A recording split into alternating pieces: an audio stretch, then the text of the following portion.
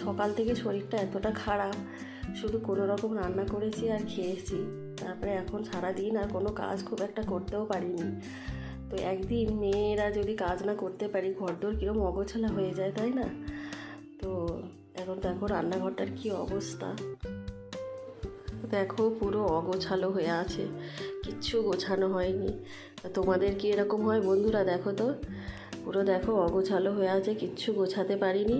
এই এখন নেমেছি, সব ঘর গোছাবো আর রান্না করব আবার।